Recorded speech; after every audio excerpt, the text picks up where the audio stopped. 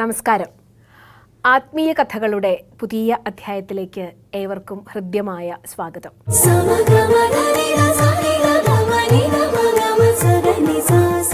ഒരു ശുഭദിനം, ശുഭചിന്തകളോടെ ശുഭാരംഭം കുറിക്കുക എന്നത് ആ ദിവസത്തേക്ക് മുഴുവൻ നീണ്ടു നിൽക്കുന്ന ഊർജമാണ്. ഇന്ന് ആലോചിച്ച ഒരു വിഷയം പരുന്തുകളെക്കുറിച്ചായിരുന്നു.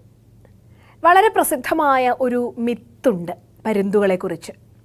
ഏകദേശം 75 വർഷത്തോളം ജീവിക്കുന്നവരാണത്രേ പരുന്തുകൾ. പക്ഷേ അവരുടെ ജീവിതത്തിൽ ഒരു പകുതി എത്തുമ്പോൾ, ഒരു മധ്യകാലം എത്തുമ്പോൾ, 35 വർഷത്തോളം എത്തുമ്പോൾ അവരുടെ ജീവിതത്തിൽ വലിയൊരു മാറ്റം സംഭവിക്കും. അവരുടെ കൊക്കുകളുടെ ബലം ക്ഷയിച്ചു തുടങ്ങും. നഖങ്ങൾ പതുക്കെ പതുക്കെ ഉപയോഗശൂന്യമാകാൻ തുടങ്ങും.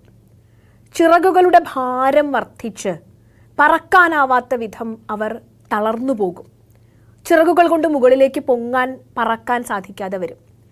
ഇങ്ങനെയൊരവസ്ഥ പരുന്തുകളുടെ ജീവിതത്തിലുണ്ട് എന്നൊരു കൽപ്പനയുണ്ട്. പരുന്തിൻ്റെ മുമ്പിൽ അപ്പോൾ 2 സാധ്യതകളാണ് നിൽക്കുന്നത്. തൻ്റെ ശരീരം തനിക്ക് നൽകിയ പ്രതിരോധങ്ങൾ, തനിക്ക് ഇരപിടിക്കാൻ സാധിക്കാതെ വരുന്നു. തനിക്കെപ്പോഴും താങ്ങും തണലുമായി നിന്നിരുന്ന തൻ്റെ കൊക്കുകൾ, തൻ്റെ ചിറകുകൾ, ഇത് ശരീരത്തോട് പ്രതികരിക്കാതെ വരുന്നു.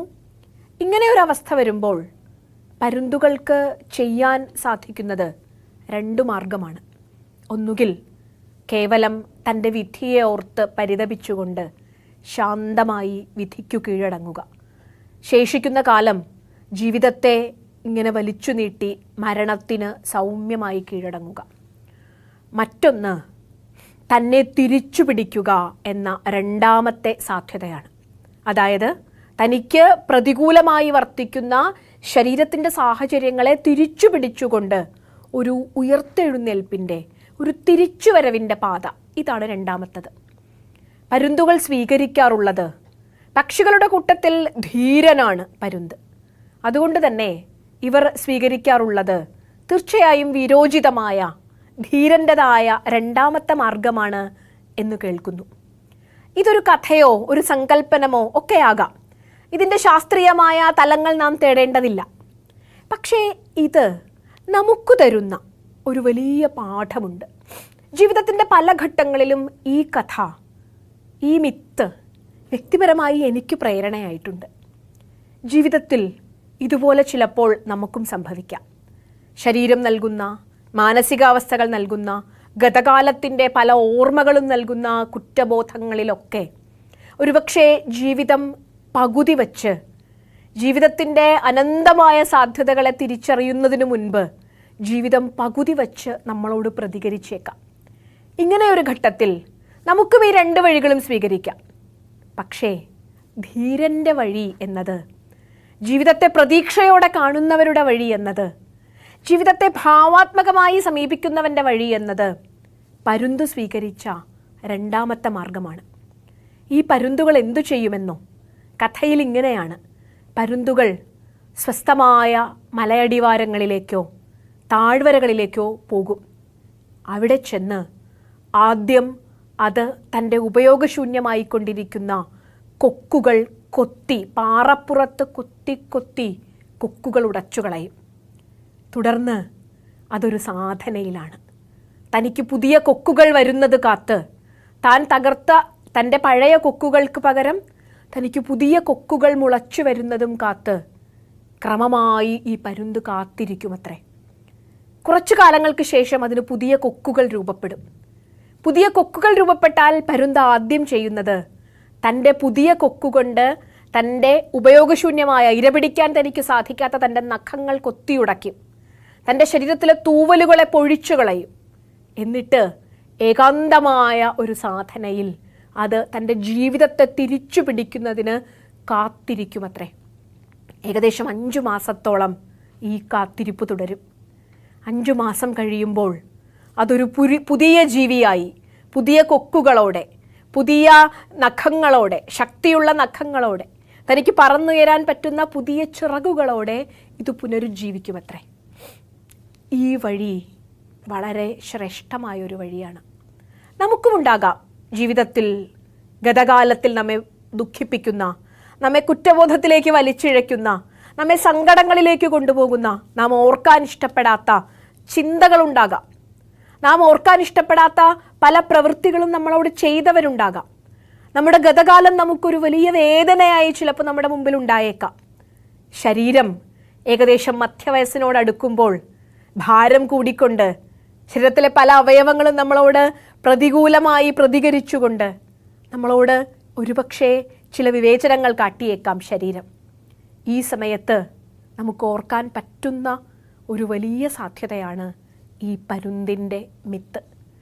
ഇതുപോലെ നമുക്ക് നമ്മുടെ ഗതകാല സ്മരണകളെ, നമ്മളെ വേദനിപ്പിക്കുന്ന, നമുക്ക് സങ്കടങ്ങൾ നൽകുന്ന, നമ്മെ കുറ്റബോധത്തിൽ നിറയ്ക്കുന്ന നമ്മുടെ ഗതകാലങ്ങളെ കൊത്തിയുടയ്ക്കാം, ഇല്ലാതാക്കാം. നമ്മുടെ പൂർവ്വ ഓർമ്മകളുടെ ചിറകുകളെ നമുക്ക് വലിച്ചെറിയാം. നമ്മുടെ ശരീരത്തെ പുതിയൊരു പ്രക്രിയയ്ക്ക് മാറ്റം വളരെ വേദനയുള്ളത് തന്നെയാണ്. നമ്മുടെ ശീലങ്ങൾ, കുറേ കാലമായി ശീലിച്ച ആഹാരശീലങ്ങൾ, നമ്മുടെ ചില ഈ ഹാബിറ്റ് എന്ന് പറയുന്ന തലത്തിലുള്ള പല ശീലങ്ങളിൽ നിന്ന് നമുക്ക് മോചിതരാവാൻ ബുദ്ധിമുട്ടാണ്. പക്ഷേ ജീവിതത്തിൻ്റെ മധ്യകാലത്തെങ്കിലും ഇങ്ങനെയൊരു മാറ്റം നമ്മളിൽ അനിവാര്യമാണ് എന്ന് പ്രകൃതി ഓർമ്മിപ്പിക്കുന്ന തലത്തിൽ ചില സൂചനകൾ നമുക്ക് തരാം. അത് സൂക്ഷ്മമായ സൂചനകളാകാം, ഒരുപക്ഷെ ചെറിയ രോഗങ്ങളാകാം, ഒരുപക്ഷെ ജീവിതത്തിൽ മനസ്സിന് ബാധിക്കുന്ന ചില സങ്കീർണതകളാകാം. പക്ഷേ ഈ മാറ്റത്തിന് ഒരിക്കൽ നമ്മൾ തയ്യാറായാൽ, നമ്മിൽ അടിഞ്ഞുകൂടിയ നമുക്ക് മാറ്റാൻ സാധിക്കാത്ത ശീലങ്ങളെ തച്ചുടച്ചുകൊണ്ട്, ഓർമ്മകളെ അതിൻ്റെ വെളിംപ്രദേശങ്ങളിലേക്ക് ഇറക്കി വിട്ടുകൊണ്ട് നാം നമ്മെ കൂടുതൽ കൂടുതൽ ശക്തിയോടെ പുനരുജ്ജീവിപ്പിക്കാൻ തയ്യാറായാൽ, ഈ പരുന്തിനെ പോലെ ഏകാന്തമായ ഒരു മാറ്റത്തിൻ്റെ സാധനയ്ക്ക്, അത് ആത്മീയമാവണമെന്നില്ല, അത് ഭൗതികമാകാം, പക്ഷേ ഈ മാറ്റത്തിൻ്റെ സാധനയ്ക്ക് നാം തുടക്കം കുറിച്ചാൽ നമ്മിൽ നിന്നും ഒരു പുതിയ മനുഷ്യൻ, ഒരു പുതിയ സാധ്യത നമ്മളിൽ നിന്നും രൂപപ്പെടും. ഇഴഞ്ഞിഴഞ്ഞ് ഇല്ലാതായി പോകുന്നതിനേക്കാൾ നല്ലത്. മഹാഭാരതത്തിൽ ഒരു പ്രസിദ്ധമായ ചിന്തയുണ്ട്.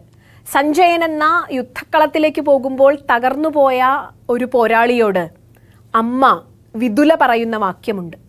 മുഹൂർത്തം ജ്വലിതം ശ്രേയം നതു ധൂമായിതും ചിരം എന്ന്.